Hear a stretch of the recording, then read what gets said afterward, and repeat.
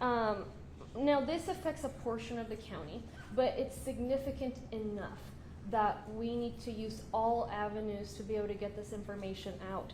And I also recognize that folks around the county may have some property up there, may know people up there. Why are we having this press conference now, right? Earlier today, I was on the phone with my team, in fact, the state emergency management, and we just had a sense that it was gonna be all right. There were gonna be some impacts, but it was gonna be okay. What we saw, or what Jeff Lina and his team noticed, is that the rate at which the water was coming down, flowing down into Harris County was much higher than what we expected. So folks remember the rain on Sunday, Monday that just took place north of Harris County. The storms have stopped for now. It looks like a clear night. It looks like a clear night even in the places that are impacted. But this situation is very fast moving, and what we're dealing with are the subsequent impacts of that rain that fell north of us. So right now we're expecting rapid overnight flooding near the East Fork of the San Jacinto River, which is the very northeast tip of Harris County in Commissioner Ramsey's Precinct 3. We will see a surge in the river levels. Those rivers are already rising because it's that water coming down very quickly, and they're going to rise 10 to 15 feet overnight. And so in the areas closest to the river, we're expected to see similar levels of street flooding as what we had during Tropical Storm Imelda. Now, if you were affected during Tropical Storm Imelda, it doesn't mean you're going to be affected now, because that was rain, right? In this case, it's the river flooding, but it impacts those areas that are along the river that were also impacted then. And so what we're talking about is, as the night continues, we're going to see even chest-high water, okay? Not safe whatsoever to be out there in. Even less than that can move a car, less than that can move a person. This height could take a car. It's extremely dangerous. It's very fast moving, and the peak will be around sunrise tomorrow morning. So already the water is going to be creeping out of the banks of the river and beginning to impact the neighborhoods.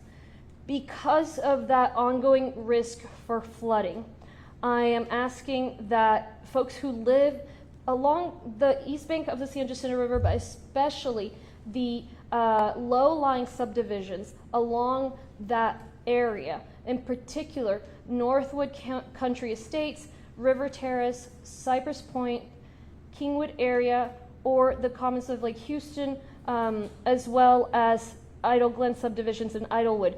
Those are areas that are particularly at risk.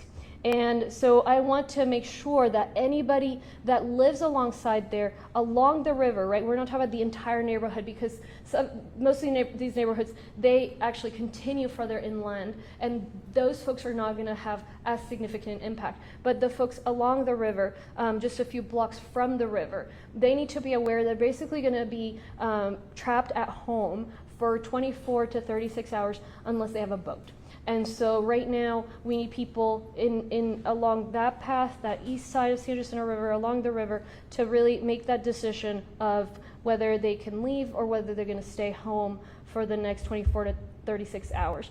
Now there are two neighborhoods which have houses along the river that are particularly, or structures along the river particularly at risk, and that is Idlewood and Idle Glen subdivisions, as well as the commons of Lake Houston area. Earlier today, Judge Mark Keogh in Montgomery County asked for a voluntary evacuation of that Idle Glen area in the Montgomery County side. And so I've been in contact with him, and I'm requesting a voluntary evacuation in the mirror side that Judge Keogh requested. So it's going to be that Idle Glen subdivision and the Idlewood area, just that entire subdivision. Same thing with the commons of Lake Houston, but for commons of Lake Houston, that is a larger subdivision. So commons of Lake Houston, we're requesting a voluntary evacuation for folks along the river, just a couple blocks from the river. Everybody else, we would prefer if you had an ability to get out of there, but we're not going to go as far as to say we're requesting an evacuation. But we do need people to make their own decisions and for their families. We wish that we had this information clear earlier, of course, and so unfortunately we need to also ask that the community be very mindful of how high the water is, if they are to factor that into their considerations about whether to leave or whether to stay. So right now the water might be starting to seep onto the roads, but it's safe. If you get to a point where there is clearly water on the roads, where you can't see what's underneath that water, is absolutely dangerous to try to drive through, because that is exactly how people end up drowning. We have been working with all of our partners, whether it be the Harris County Fire Marshal's Office, County Sheriff, Commissioner Precinct 3, as well as the Fire Chief of Huffman Fire, who has done a lot of work with the team to make sure the assets are ready. I spoke, as I said, with Chief Kidd from the state. He has also had assets stationed, high water vehicles, boats, so that they can rescue people. They're bringing one package of boats farther south as the rain continues, and so it's coming here to those areas. But see, we don't want to get to the point where we're rescuing people. So if you need to leave and it's dangerous for you to leave, but you still want to leave, call 911. If you find yourself in a dangerous situation, call 911. Never drive into high water. These waters are particularly fast moving. And so we know that Harris County residents, especially folks in these areas, have been through this before. They know that they live right on the river and it's beautiful, but it comes with these threats as well. That said, we want to make sure that folks are helping each other, especially as the water continues to rise, and the entire area will be submerged under several feet of water. So we're going to have roads south of FN 1485, including Spalding Green, Jet, Case, likely also affected. So as I said, it takes just 2 feet of water to take a person, especially this fast-moving water. So let me repeat briefly in Spanish, and then we'll take any questions, and my colleagues here are available for questions. So, en español. Estamos, ahorita si ven el cielo, no hay lluvia, los cielos muy bonitos, pero hay una amenaza, especialmente en la parte noreste del condado Harris. ¿Por qué estamos explicándole esto a todo el condado? Porque es una situación bastante seria y queremos que aquellas personas nos vean nuestro mensaje, pero también porque sé que hay personas que tengan propiedad en esa área o conozcan gente allá. Hubieron lluvias, si recuerdan, el sábado, el domingo, al norte del condado Harris. Lluvias fuertes. Bueno, esa agua está bajando de allá arriba, río abajo, hacia el condado Harris.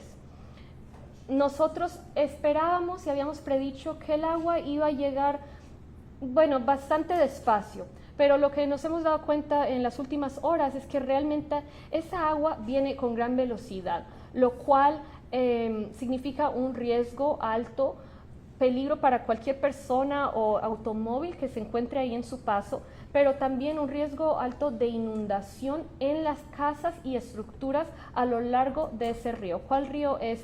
Es la parte este del río San Jacinto, la parte este del área este del río San Jacinto. Es en la punta noreste del condado Harris. A lo largo de ese banco, y aquí tenemos la información para que puedan ver, entonces a lo largo de ese banco, aquí es donde empiezan los riesgos y como ven van a continuar aquí. Entonces si usted vive en cualquier vecindario sobre el río o unas cuantas calles más atrás del río, pedimos que por favor tengan mucho cuidado porque no van a poder salir en 24 a 36 horas a menos de que tengan un bote. Entonces, tomen la decisión ahorita si se van a quedar o se van a ir. Nosotros preferimos que la gente salga si es que viven ahí mismo. Miren, Hay hogares también más hacia el este, esos no se van a ver tan impactados, pero los que están justo en el río especialmente van a haber bastantes problemas. ¿De qué estoy hablando? Agua hasta aquí, ¿ok? Tal vez más alta. Agua de aquí abajo se puede llevar una persona, agua de aquí se lleva un carro. Entonces hay que tener mucho cuidado. Vamos a pedir evacuación de dos áreas específicamente. El área de Idle Glen y Idlewood es una, y la otra es el área de Commons of Lake Houston, y Commons of Lake Houston solamente aquellos hogares a lo largo del río o a unas cuantas calles del río. ¿Por qué estamos pidiendo esto? He estado en contacto con el juez del condado Montgomery, Mark Keogh. Él también pidió una evacuación voluntaria del área de Idlewood, pero la parte del condado Montgomery, entonces yo estoy reflejando lo que él hizo y agregando la parte de Commons of Lake Houston que está sobre el río. Están entonces las subdivisiones impactadas, todo lo que vean aquí, como dijimos, a la parte este, y también vamos a hablar de específicamente Northwood Country Estates, River Terrace, Cypress Point, Kingwood Area, y obviamente los otros dos vecindarios que hemos mencionado. Entonces, por favor, tengan mucho cuidado. Si empiezan a ver agua de tal nivel que no pueden ver qué hay abajo, tocó quedarse, ¿ok? Tocó quedarse porque, como les explico, esa agua viene muy rápido. Entonces, si desean igual irse, aunque el agua esté pasando rápidamente, llaman al 911. Tenemos todo tipo de personal, de equipo allí abajo, en tanto río arriba como río abajo. Está el estado de Texas, está nuestro departamento del alguacil, nuestro departamento de incendios, así como el departamento de Huffman de incendios. Hemos estado hablando con el director allí. Todos estamos coordinando para, si tuviéramos que rescatar gente, esperamos que no sea la situación, y para eso les pedimos ayuda. Por favor, ayuden a sus vecinos, ayúdenos a correr la voz, cualquier persona que viva allá, y vamos a estar muy pendientes. Esperamos que no suceda nada en nuestra comunidad, y especialmente aquellas familias que viven allí saben que esto es posible, saben que viven al lado del río y que es un canal que a veces se inunda, pero esta situación aceleró muy rápidamente, entonces andamos corriendo para intentar darles la información adecuada. Bueno, muchas gracias. Thank you so much. We'll take questions. Can you characterize one more time the alert itself? Is it a voluntary measure, or but it's not a mandatory measure in terms of what people should do that live along the river? It's a voluntary evacuation measure, and so what I'm requesting in particular, the Idle Glen subdivisions in Idlewood, as well as homes along the river in the Commons of Lake Houston. But really, anyone along the river, I would urge to consider evacuating. Now, the reason we won't make it mandatory, people are going to obviously look at their own decisions of life safety, but also there may be areas that quickly are going to become submerged enough that it won't be safe to evacuate. And so that's why we need folks to, look and see, are the water levels to such point that I can't watch what's going on, and so just don't drive through. And if you really need to get out of there, call 911. But obviously, at some point, it's not safe for the first responders either. So it's a fast-moving situation. That's why we're rushing to bring everyone this information and try to do as best we can, as quickly as we can. But I want folks to know that we have the assets ready. We're all coordinating with the various levels of government, and we're going to be ready to respond should something happen. We're also working, and I don't know if we have it yet, I'll have my staff follow up on that, is where folks can go if they need to evacuate but they don't have somewhere to be. So that's something we're actively working on right now, and if they don't have the information, they'll have it out and send it to the press very soon. At what point would it become a mandatory evacuation, if at all?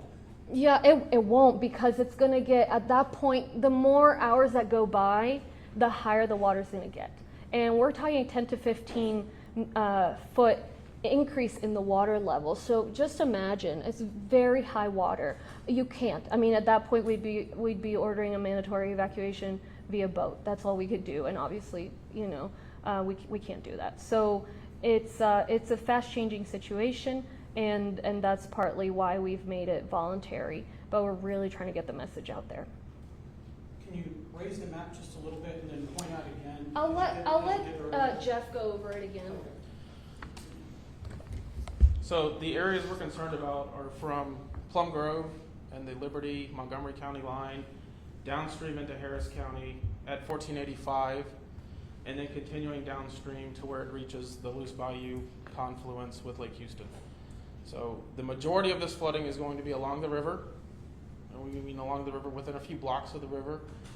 A lot of these subdivisions extend well away from the river. We are not anticipating flooding in the entire subdivision.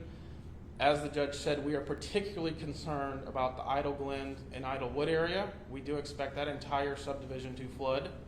And also what we're calling Magnolia Point, which is a portion of the commons on Lake Houston, right near the river, very close to the river's edge, where we do anticipate some homes to be impacted and a lot of the streets to be impacted. But we're expecting streets to be impacted all along the east fork of the San Jacinto River, starting now, going through tomorrow, and then the water is going to come down relatively quickly as we get into Thursday. And you're thinking at least 2 feet, or how many feet of water are we talking about? Are we talking about In the ground? I'm sorry, in the Idlewood area. Oh, this is going to be several feet of water in the Idlewood area. We could talk head deep water, 6-8 feet of water at the Idlewood area. A lot of the homes in that area and along the San Jacinto River are elevated. They're on pilings. This is going to flow over them. People just need to understand that they're going to be inaccessible for about 24 to 30 hours. There's not a lot of homes on the ground, but those homes that are on the ground near the river will be flooded tonight. What message do you have to those two communities, Idlewild and Idle Glen, who went through something similar just a few weeks ago? Yeah, if you flooded a few weeks ago, you are definitely going to flood tonight. And if you were in this area during Tropical Storm Imelda, right along the river, you will also likely have water tonight. And so my recommendation is to leave if you can. If you do not feel safe leaving, if water is over the road, if water is already coming in, you don't feel safe at your location, call 911 and let first responders come in and get you. Would you say there might be more water in those neighborhoods than in the previous event from this year? Yes. So there might be some who didn't flood who might be confident that nothing will happen because they were okay last time, but they need to get out. The water will be higher right now than it was in January.